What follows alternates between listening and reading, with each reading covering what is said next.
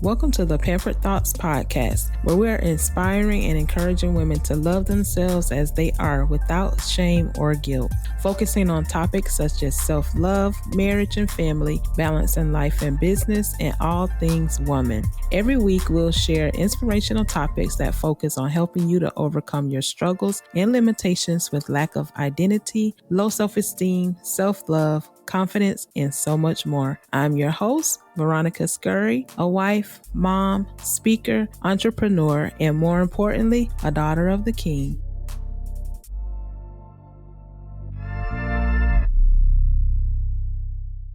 Hey, y'all. Welcome to another episode of the Pampered Thoughts podcast. I am your host, Veronica, and I'm so excited that you all have decided to tune in today. If you are new to the podcast, I thank you for tuning in. Welcome. If you have been with me from the beginning and you're still here, you're still supporting, you're still enjoying these episodes of the Pampered Thoughts podcast, I thank you again and again and again. And I hope you all had a grand and pampered week. I had a great week. I'm just feeling joyful this week. I'm feeling blessed this week. And I've just been admiring just the goodness of God and how He has truly just helped me to grow in areas of my life, which is why I chose the topic that I'm going to be talking about today. And that's building your self-worth, increasing your self-worth, because that's something that I dealt with where I had a lack of identity, a lack of self-worth and understanding of my value that I bring as a woman. And I know that if I struggled with that, I know that there are other women that struggle with that. And that's why I went through what I went through, so that I can help other women to come out of that and to understand that you too have value, you too have worth, and you are here for a purpose. And so I wanted to kind of share a little bit about my story, just so you can kind of get an idea of where I'm coming from. I shared it previously in another episode, but I wanted to kind of share it again because it goes along with this episode today. And so just to kind of give a couple of definitions before I go into that, is that I used to mix together self-esteem and self-worth. I didn't have a full understanding of it until I actually kind of did some research on it and just hearing it explained even from others and just getting an understanding of self-esteem versus self-worth. Let's look at the definition of self-esteem. Self-esteem is basically how you feel about yourself as it relates to external or outside sources, outside circumstances. It's how you value yourself from the way that you do things and the desired outcome that you receive. For example, if you take a test and you pass that test, you have a good self-esteem because you're happy because you passed that test. However, if you fail that test, then you're not going to feel good. You're going to wonder, well, did I not study good enough? Or you're going to have, your self-esteem is going to take a little dip, right? So it's based off of outside influences, your accomplishments that you may have had, the different things on the outside of you that you can't necessarily control. Some things you can, some things you can't. And so your self-esteem is weighed on that, how you feel about yourself as it relates to outside sources, right? When you have a high level of self-worth, that actually helps to build your self-esteem. Your self-worth is your internal state of how you feel, your internal being. Basically, it comes from understanding yourself, your self-love, accepting yourself, understanding value that you bring to yourself or that you bring to the world. It's internal. So it's not affected by your outside circumstances. So if you fail that test, you're not going to be down on yourself when you have a high level of self-worth, because you understand that it's just a test that you may be able to take over. If you can't, it's not going to be the end of the world. If you're on a weight loss journey and you have a cheat day, but then that cheat day turns into a cheat week, but you know that you have to get back on track, that's not going to make your self-worth any less, because you understand that you get back on track that following week and then you keep going. So your self-worth is based on your internal way you feel about yourself, understanding yourself, who you are, loving yourself, accepting yourself, and how you treat yourself. That's the difference in self-esteem, outside sources, versus self-worth, which is your internal gauge of how you feel about yourself. I wanted to kind of get that definition out because for me, that was something that I kind of had confused in my understanding that I now have a better understanding of, which in turn has helped me to build myself, is my self-esteem as well as my self-worth, because now I'm understanding who I am as a woman. Like what you've heard so far? Great. Make sure you never miss a show by clicking the subscribe button now. This podcast is made possible by listeners like you. Thank you so much for your support. Now back to the show.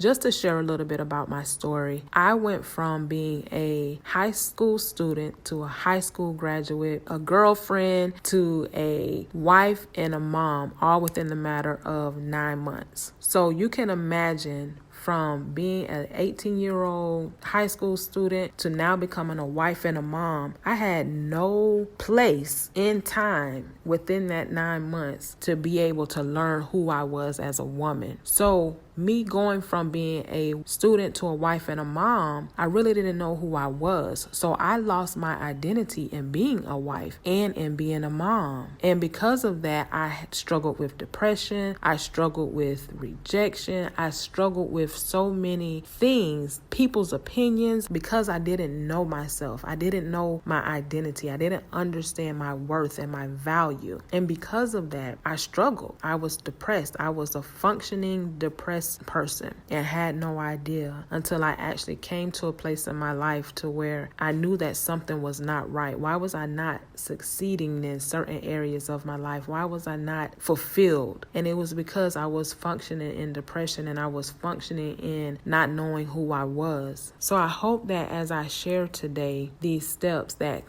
help me to increase my self-worth, that it will help you. You may be a career mom, you may be a mother, a wife who has no idea who you are. A lot of times as women, we're expected to be superwoman or super mom or super wife, and we can lose our identity in those roles. You may be in that place in your life where you don't know who you are as a woman. You don't know what value you bring outside of what you do. And if everything was taken from you, your career, your relationships, money, accomplishments that you have, you may have a PhD and be the most banging doctor in your field that you work. But if that position is taken from you and you don't know who you are outside of that, then your self-worth is not at the level that it should be. Well, I'm here hoping today to be able to share with you ladies the steps that has helped me in increasing my self-worth, because I know that there's other ladies who need to hear this and who need to work on that. Now, have I arrived completely? No, I have not. There's still some things that I struggle with. I'm not perfect by any means, but I can help in an area where I know that I've struggled. And I know that I didn't go through this struggle just so that I can go through the struggle, but I know that I went through the struggle to help those who are now going through the struggle to come out. As I go into these steps, I want you to be able to write them down, jot them down. This is going to be a journey. It's going to require you to put in the work and to really evaluate yourself. And that's the first step, is you have to do self-evaluation. I'm very big on self-evaluation because in order for us to know who we are, we have to evaluate ourselves. In order for us to not be affected what others think of us, because a lot of times people will put their labels on you. Like I said in my previous episode about my daughter, yes, they were diagnosed as having disabilities, but one of the things that her counselor said was that if she goes to school, she's not going to finish. And that wasn't true. So people will put their labels on you if you don't know who you are. If you don't have some sense of worth or value in yourself or understand your identity and who God created you to be, those labels that people put on you will cause you to function in a way that is not conducive to who God created you to be. That's the first step. Go through that step of self-evaluation. I had to actually get to a place in my walk, in my journey, where when everything was taken from me, and when I say everything was taken from me, I'm talking about I had a goal to be a nurse,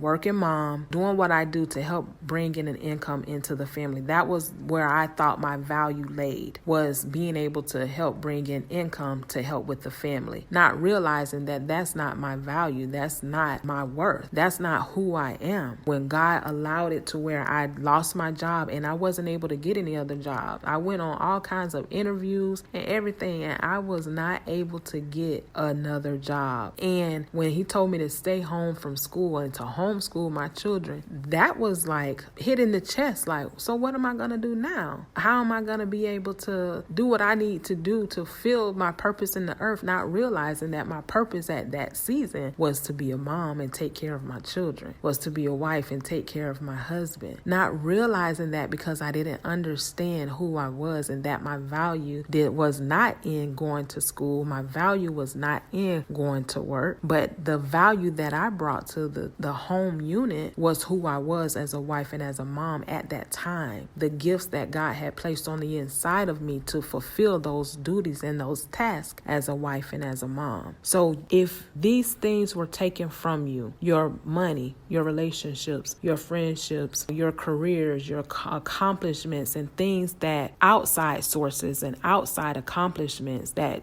build and boost your self-esteem, if all of that was taken from you, who would you be? Questions that we have to ask, and questions that I asked myself is, who am I? All of these different questions are things that I had to ask myself. And we first have to go back to the drawing board. We have to go back to the beginning, because at the beginning, God is the one who created us. He's the one who says that we're his workmanship and that he created us in Christ Jesus for good work. So because he created us and we're his workmanship, it says that we were fearfully and wonderfully made. It said that he shaped us and he formed us before we even came into this world in the womb. He told Jeremiah that before I formed you, I already ordained you. I already anointed you to go forth into the nations. This is the same way that the Father has formed us. This is the same way he has shaped us, and he's allowed us to be able to be here. So the purpose that we're here, he's already placed everything on the inside of us that we need to fulfill that purpose. So when we go through this step of evaluating ourselves, we have to begin to go back to the beginning and ask the Father, what have you placed on the inside of me? Who am I? What natural abilities do I have? These are some of our strengths. When we begin to understand our strengths, this is where our self-confidence comes in, because when you're sure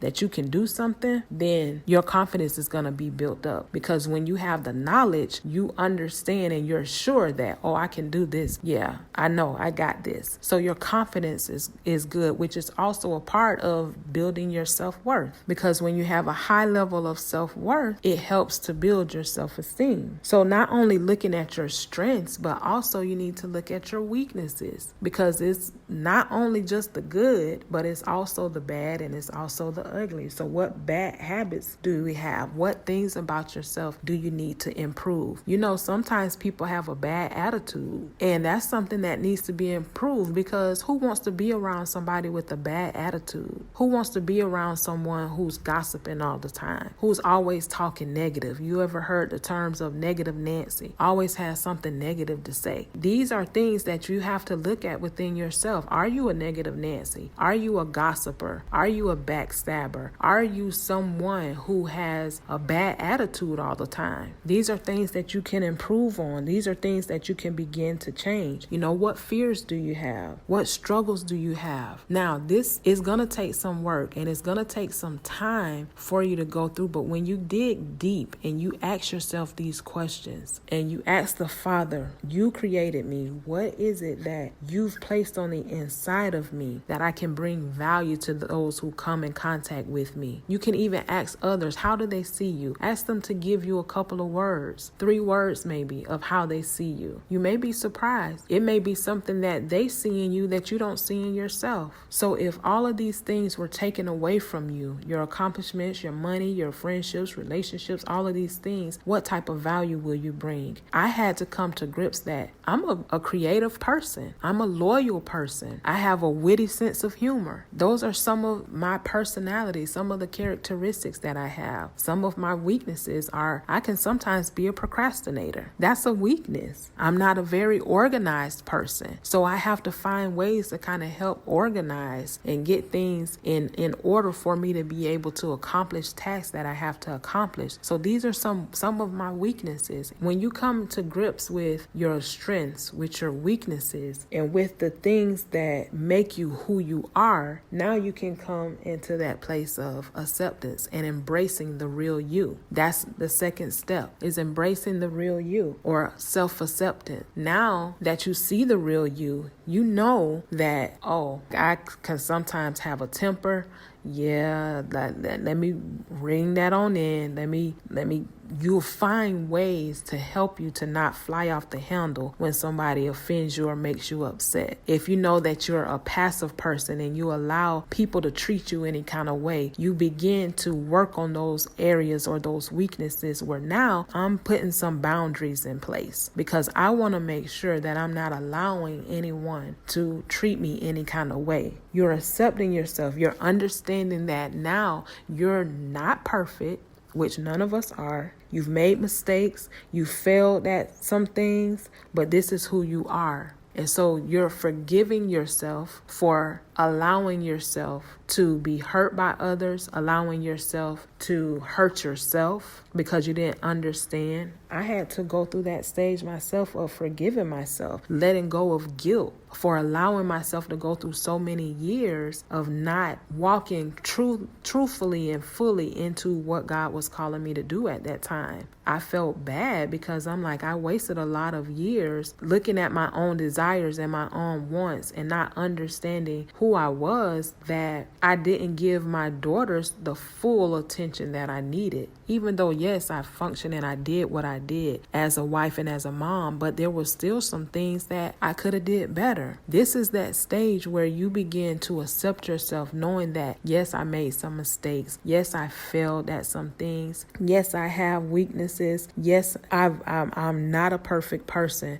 but I'm not going to hold myself in guilt. I'm not going to hold myself in shame. I'm not going to allow myself to walk around with unforgiveness for people who have taken advantage of me, even when I did not know who I was, and they could see that, and they took advantage of me because of that. I'm not going to hold them in unforgiveness. I'm going to free them. I'm going to free myself and let that go. I'm not going to hold myself in unforgiveness because I made mistakes, because I did what only I knew to do at that time. I'm not going to hold myself to that state of guilt. So you're accepting all of who you are. This is the true and authentic you. You're embracing the real you. I did a presentation a couple of years ago where I talked about embracing the real you. When you can embrace the real you, you're at that place where you're walking truthfully and authentically into who God has called for you to be. Even if you are a stay-at-home mom and you had dreams of being maybe an actress or whatever it is, even if you're not in that place, you still are worthy. You still have value because What you do does not determine who you are. What's on the inside of you, your character, your personality, that's what determines who you are.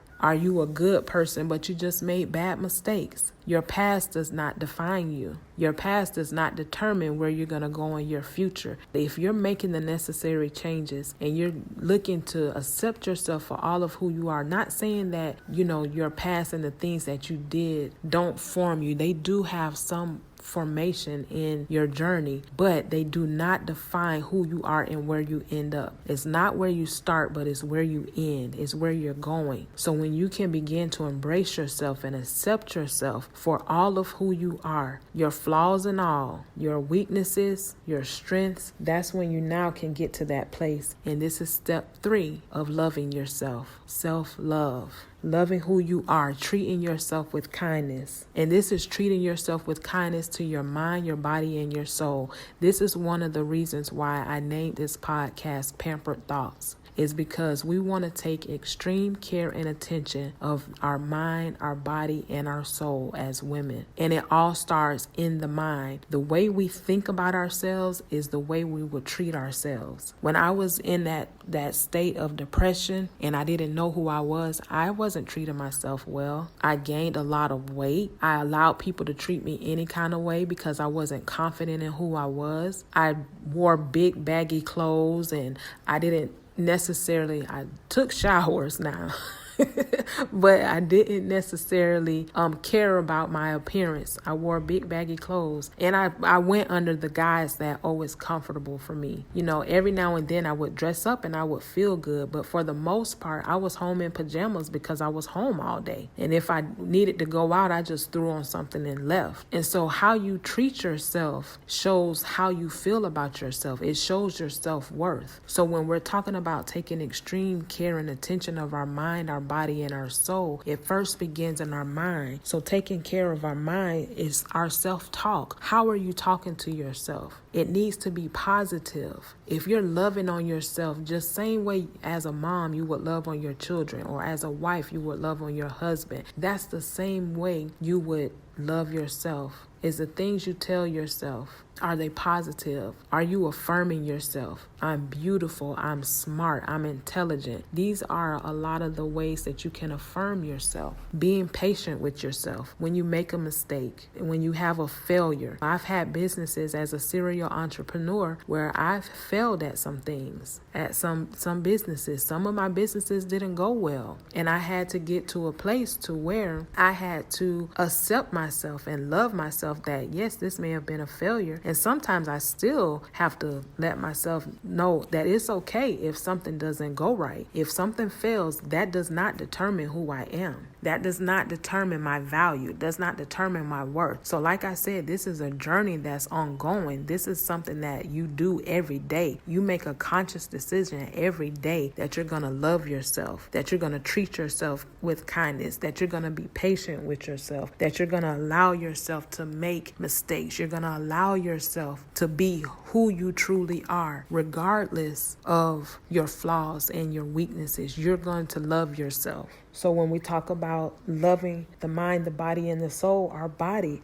are you eating right? Exercising? These are all parts of loving yourself, loving your body. Now that I've come to that place of growing in my self-worth, I've lost weight. Granted, I'm here in Africa now, and I don't have a lot of access to a bunch of junk food as I did in the States, but this journey here has caused me to be more mindful of what I put in my body. It's caused me to be more mindful of exercising more, taking better care of my body, and knowing that this is a part of self-love. This is a part of me caring for my body. That's a part of loving yourself, your soul, building yourself up spiritually. If you've been listening to the Pampered Thoughts podcast, you know that I'm a spiritual person. When we're building ourselves spiritually, we're taking care of our souls. As people, as a human being, we are mind, body, and soul. And the soul is just as important as our mind and as our bodies. I did an episode a couple of weeks ago called Soul Wound Care. And you can go back and listen to some of the tips that I gave for that. But when you come into a place to where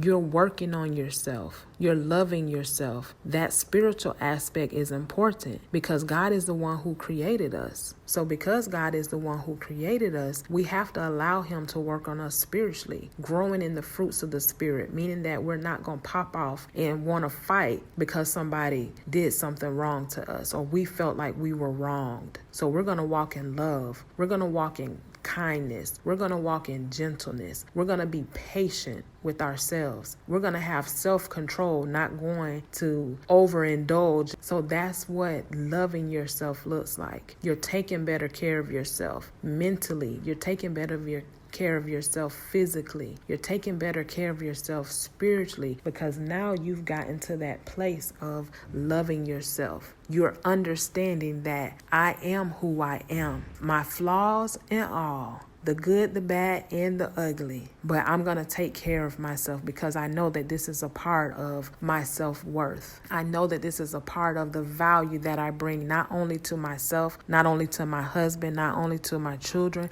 but also to the world. When you look at yourself and you go through that evaluation and you begin to see all of the goodness that God has placed on the inside of you, and you begin to see some of the weaknesses that you have, all of that encompassing who you are as a person, you're going to take care of that regardless. You understand you're not perfect. You understand that you have to forgive yourself. You have to forgive others. You're now walking in love. And this is going to lead you to the next step, being responsible for yourself.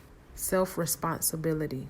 Understanding that you take full responsibility for your life. There's no more blaming others. There's no more excuses as to why you didn't do something or why you should have done this or not done that. There's no more complaining. There's no more judgment of others and of yourself. But you're now taking responsibility for the life that you live, the choices that you make. You understand that every choice you make, whether it's good or bad, it has a consequence. I've always taught that to my daughters, is that no matter what choices you make, whether somebody is watching you or not, you will receive the consequences of that choice. If you choose to go out and steal something and you get caught, that choice has led you to go to jail. If you choose to treat somebody with kindness and they turn around and they bless you, that was a choice that you made that led to you reaping the rewards of receiving a blessing, whether that's monetary or whatever the case may be. Your choices determine your consequences. So you're now at that place of taking full responsibility of yourself, your morals, your values. As a woman, as a person, you understand that you have the natural ability and the power to change your circumstances. And I say natural ability because we can do what we can do in the natural. But when it comes to something that we have no control over, that's when we allow God to do what he does. That's that spiritual aspect where he takes our natural and he turns it into the supernatural. You're now holding yourself accountable for the decisions that you make. You're no longer relying on others to make decisions for you. That was one thing that I struggled with a lot myself. I would always ask my husband or my friend at the time, what do you think about this? Or what do you think about that? I always had to have somebody else's opinion of what I thought. And then I would be wishy-washy, double-minded, trying to figure out things because I wasn't confident in what I was supposed to do. I wasn't confident in who I was. I wasn't confident in my own ability to make my own decisions. And a lot of times as women, we can get that way if we're lacking that identity and we're lacking that self-worth. We depend on the opinions of others and what they think of us, which is not a good place to be in. So once you begin to build up your self-worth and you have that high level of self-worth, like I said before, that's going to begin to build your self-confidence. It's going to begin to build your self-esteem. So anything that happens to you on the outside is not going to affect who you feel that you are, the standards that you put in place for yourself. And you don't have to feel guilty about it. You don't have to please people anymore. That was another thing for me, trying to please people because I felt like if I would do something and it wouldn't sound right to them or maybe they would get offended, I would hold back. A lot of times you hear people say, don't dim your light so that others can shine. And that's a true statement. I would dim my light so that others could shine because I didn't want to offend anybody, or I didn't want someone to look at me and think that, I was trying to be better than someone. When no, I know that God has created me great. I know that He's made me a leader. I know that He has put gifts and talents on the inside of me that can be beneficial to others. And because I lacked that identity and I lacked that self-worth, I would try to dim myself to help others shine. And that's not the way we live as women. We are to walk in the light that God has placed on the inside of us. We are to be a light unto the world because the gifts that He's placed on the inside of you, the talents that He's given to you, are for you to go out and to give them to the world. Whether that's your family, at the moment, as for me, it was a season in my life where it was my family that's always going to be first and foremost, or whether it's going out and you reaching others. Don't dim your light for anybody else to shine. Accept who you are. Be authentic to who you are. Embrace who you are. Accept your own responsibility for your actions. Just because someone does something to you and you don't like it, you don't have to fly off the handle. You don't have to put yourself in a position or in a place where you feel like your boundaries are being crossed over, because people choose to try to cross over those boundaries, or they try to impose their ideas or their opinions on you. You don't have to put yourself in that place. So these are my 4 steps that have helped me to grow and build in my self-worth. Like I said, it's a journey. It's not going to happen overnight. You are going to need to affirm yourself, do some affirmations. You are going to need to build yourself up each and every day. It's a mind thing, which is why the Bible says for us to renew our minds every day.